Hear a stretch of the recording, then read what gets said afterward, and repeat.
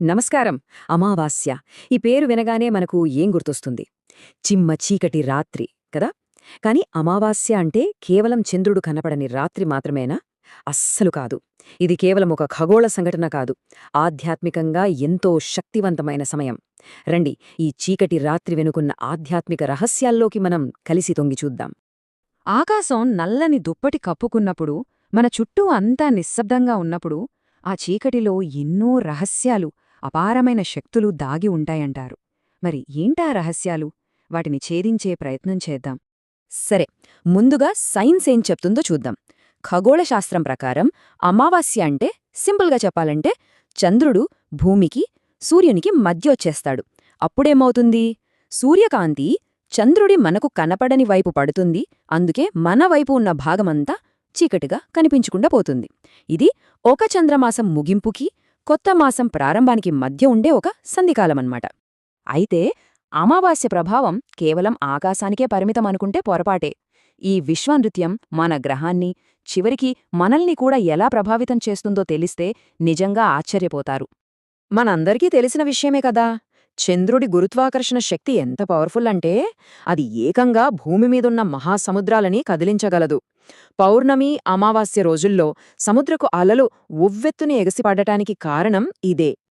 ఇప్పుడు ఈ నంబర్ చూడండి, 70%. సముద్రాల సంగతి సరే, మరి మన సంగతేంటి? మన మానవ శరీరం కూడా సుమారుగా 70% నీటితోనే నిండి ఉంది. ఇక్కడే ఉంది అసలు విషయం. అవును, మీరు ఊహించింది నిజమే. సముద్రపు అలలు ఎలాగైతే ఉప్పొంగుతాయో, అమావాస్యనాడు మనలోని శక్తులు కూడా అలాగే ఉప్పొంగుతాయని ఒక బలమైన నమ్మకం. ఆధ్యాత్మిక గురువులేం చెప్తారంటే, ఈ శక్తిని మనం సరిగ్గా అర్థం చేసుకుని దాన్ని వాడుకోగలిగితే అది మన ఆధ్యాత్మిక ఎదుగుదలకు ఒక గొప్ప అవకాశంగా మారుతుంది. మరి ఈ ఉప్పొంగే శక్తిని ఎలా కంట్రోల్ చేయాలి, ఎలా దాన్ని వాడుకోవాలి? దీనికి మన ఋషులు ఒక అద్భుతమైన మార్గాన్ని చూపించారు. అదే మౌనం. దీన్నే మౌని అమావాస్య అని పిలుస్తారు. మౌనమంటే కేవలం నోరు మూసుకుని కూర్చోవడం కాదు. దీని అసలు ఉద్దేశమేంటంటే, మనం మాట్లాడే ప్రతి మాట మనలోని శక్తిని బయటకు పంపిస్తుంది. అలా శక్తిని వృధా చేయకుండా మన చైతన్యాన్ని, అంటే మన కాన్షియస్నెస్ని మన లోపలే నిలుపుకోవడమే మౌనం. ఇది మన అంతరంగంలోకి మనం చేసే ప్రయాణానికి మొదటి అడుగు. చూడండి, మనం మౌనంగా ఉన్నప్పుడు ఎంత అద్భుతం జరుగుతుందో. మన మానసిక శక్తి అంతా బయటకు పోకుండా లోపలకే మళ్ళుతుంది. ఇది మన బ్రెయిన్కి ఒక రీసెట్ బటన్ నొక్కినట్టు పనిచేస్తుంది. వేలకొద్దీ ఆలోచనలతో ఉండే గందరగోళం తగ్గిపోతుంది. మనసు నిశ్చలంగా, ఎంతో స్పష్టంగా మారుతుంది. అప్పుడు మనల్ని మనం పరిశీలించుకునే ఒక అద్భుతమైన అవకాశం దొరుకుతుంది. అమావాస్య మన పూర్వీకులతో, అంటే మన పితృదేవతలతో ఉన్న బంధాన్ని గుర్తుచేసుకునే రోజుకూడా. పితృపక్షం గురించి వినే ఉంటారు కదా. పితృదేవతలను స్మరించుకునే ఆ 16 రోజుల పవిత్ర సమయం మహాలయ అమావాస్య అనే ఒక ప్రత్యేకమైన రోజుతో ముగుస్తుంది. మన పూర్వీకులతో మన బంధాన్ని మళ్లీ బలంగా మార్చుకోవడానికి ఇది చాలా ముఖ్యమైన సమయం. ఈ రోజున తర్పణం అనే ఒక విధిని ఆచరిస్తారు. తర్పణం అంటే నల్ల నువ్వులు కలిపిన నీటిని సమర్పించడం. ఇక్కడ నల్ల నువ్వులు శక్తికి, పూర్వీకుల ఆత్మశాంతికి ప్రతీకగా భావిస్తారు. ఇది కేవలం ఒక కర్మకాండ కాదు, మన పూర్వీకుల పట్ల మనకున్న ప్రేమను, కృతజ్ఞతను తెలియజేసే ఒక సింపుల్ కానీ చాలా శక్తివంతమైన మార్గం. వారి ఆశీస్సులు పొందటానికి ఇదొక చక్కటి దారి.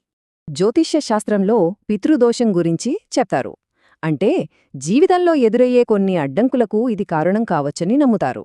అయితే అమావాస్యనాడు శ్రాద్ధకర్మలు చేయడం ద్వారా ఆ దోషాన్ని నివారించుకోవచ్చని ఒక ప్రగాఢమైన విశ్వాసముంది. అలా చేసినప్పుడు ఆ దోషం తొలగిపోయి వాళ్ల ఆశీర్వాదాలు మనకు దొరుకుతాయట. దానివల్ల జీవితంలో శాంతి, శ్రేయస్సు లభిస్తాయి. అత్యంత చీకటిగా ఉండే ఈ రాత్రే అత్యంత ప్రకాశవంతమైన పండుగకు పునాది వేసింది. అత్యంత గాఢమైన చీకటి నుంచే అత్యంత ప్రకాశవంతమైన వెలుగు పుడుతుంది.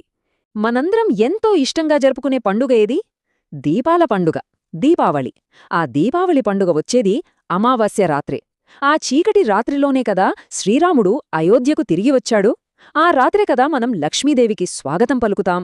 ఇలాంటి పురాణ గాథలన్నీ కలిసి ఈ చీకటి రాత్రిని ఆశకు, వెలుగుకు, శ్రేయస్సుకు ప్రతీకగా మార్చేశాయి. మనం దీపావళి నాడు వెలిగించే ప్రతి ఒక్క దీపం వెనుక ఎంత అర్థముందో చూడండి. అది కేవలం బయట ఉన్న చీకటిని మాత్రమే తరిమికొట్టదు, మన లోపల ఉన్న అజ్ఞానమనే చీకటిని కూడా పారద్రోల్తుంది.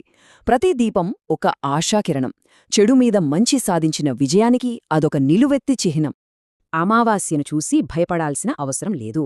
దాన్ని ఒక చీకటి రాత్రిగా కాకుండా మన లోపలికి మనం ప్రయాణించడానికి, మన మూలాలతో మన బంధాన్ని బలపరుచుకోటానికి, ఇంకా ముఖ్యంగా ప్రతి చీకటి తర్వాత వెలుగు ఖచ్చితంగా వస్తుందని గుర్తుచేసే ఒక అద్భుతమైన అవకాశంగా చూడాలి.